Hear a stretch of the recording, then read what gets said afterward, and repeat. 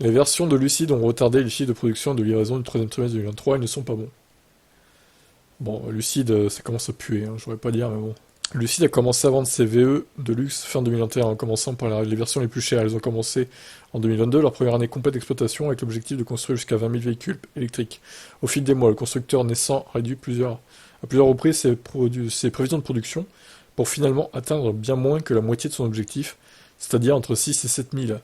Un objectif qu'il a à peine dépassé. Leur deuxième année a commencé comme la première, Lucid révisant son objectif initial de 10 000 à 14 000 à plus de 10 000, voilà. Alors que les trois quarts de l'année sont désormais derrière eux, il semble que non seulement ils rateront leur objectif, mais qu'ils termineront l'année avec une quantité importante de stock invendu.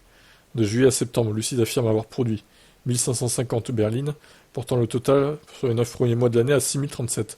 En plus des voitures produites dans leur usine d'Arizona, AMP1, Lucid a déclaré avoir plus de 700 véhicules supplémentaires en transit vers l'Arabie Saoudite pour l'assemblage final.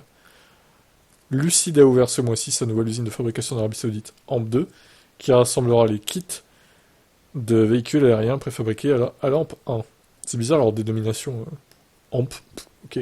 Ça signifie que l'entreprise devra produire 3963 véhicules à AMP1, donc au niveau AMP1 et AMP2 au cours des 3 derniers mois de l'année pour atteindre son objectif abaissé, un chiffre qui représenterait presque le type de sa production au cours des 2 derniers trimestres. À leur malheur s'ajoute le fait que Lucid a toujours du mal à vendre toutes les voitures qu'ils sont capables de construire. Au troisième trimestre, le constructeur automobile a signalé 1457 livraisons, soit une légère augmentation par rapport aux 1406 et 1404 livrés respectivement au premier et au deuxième trimestre, pour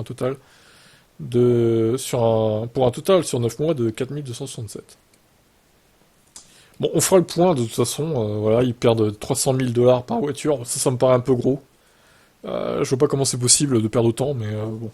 Si c'est vrai, ils vont droit dans le mur, hein, clairement.